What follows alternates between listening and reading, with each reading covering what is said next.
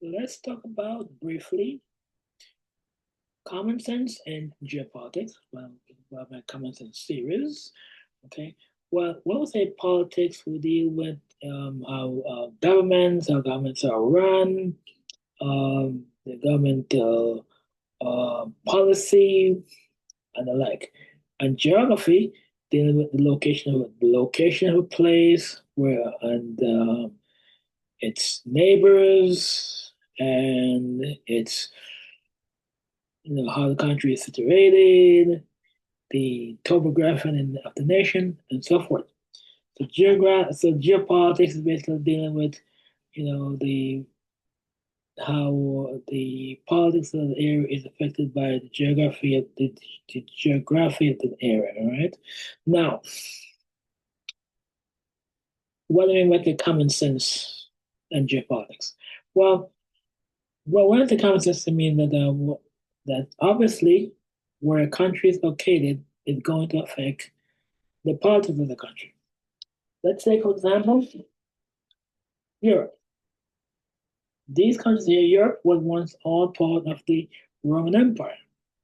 And when the Roman Empire fell, they broke apart, and then through over time, in times of great stress, crisis, and need, they uh, come together in the form of alliances to deal with the outside threats. Now there are two countries of Europe, especially the mainland Europe, such as Spain and Portugal and France and Italy and Germany and Poland, have at its core is greatly influenced by the Catholic faith. So most countries in mainland Europe, there are were once part of the Roman Empire, and they're also greatly influenced by the Catholic faith. The Catholic faith has always been seen to be the glue that can bring them together. And that's common sense. Most people in these countries are either practicing Catholic or affiliated with the Catholic faith for the most part. So, as we see now, restoration, we see that the countries of mainland Europe, core countries like Germany and France and Spain and Portugal and Italy and Poland, have been talking about forming a small core of a nation with one um, um, political strategy, with one geopolitical strategy, with one um, monetary policy, and a Euro army. So because as we've seen with Russia's invasion of Ukraine, they have been trying to come together closely. But the 20 nations, that's too many countries. And so what we're seeing now is there's talk opening now of a core of these, say, 10 or 12 nations in Europe come together to form a very tight knit group to deal with all outside threats, be from Russia or from the United States or even from Asia. And that's why I say common sense. Because common sense will always tell you that people with a shared history, shared culture, shared religion are going to be more likely to come together as opposed to those that are not.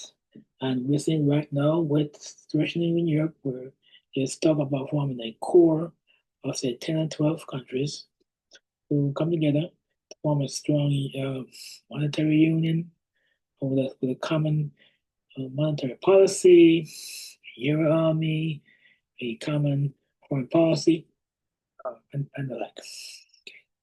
Now, we've seen through history also. Down here you have the Shiite Muslim countries. We see Shiite Muslim countries seem to be Khorasan around Iran and Hezbollah, those and parts of Iraq.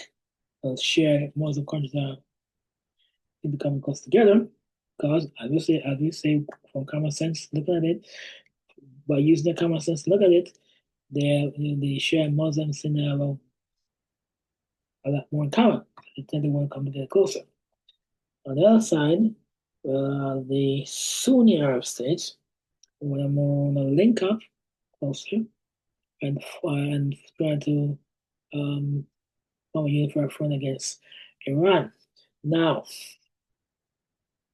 um, why is all these Sunni Arab countries having in common? They have lots of oil. So obviously they will have the European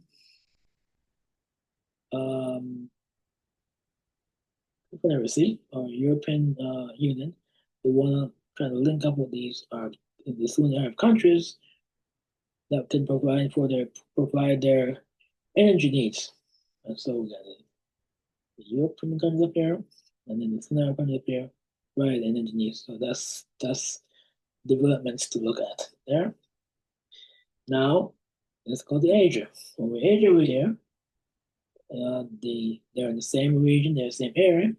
Now, normally, some of these countries don't work together, but in cases of emergency, in cases of extreme threats, they want to come close together. So over here, you have the Asian nations, even though sometimes they are at each other's throat, but when there's a greater need or there's a greater threat, then they tend to come together, try to work together. So over here, the Europeans, Catholic-based nation that once part of the Roman Empire was form a more closer union. Over here you have China and some Asian countries want to form a closer union. All right.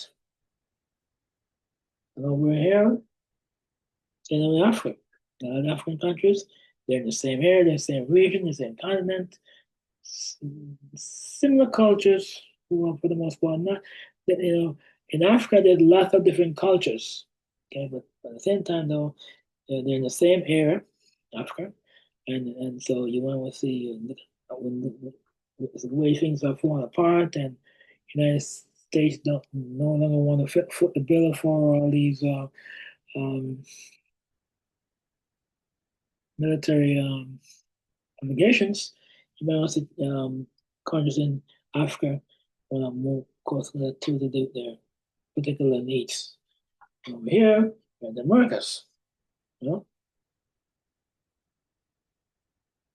you would see, and then you would say within the Americans.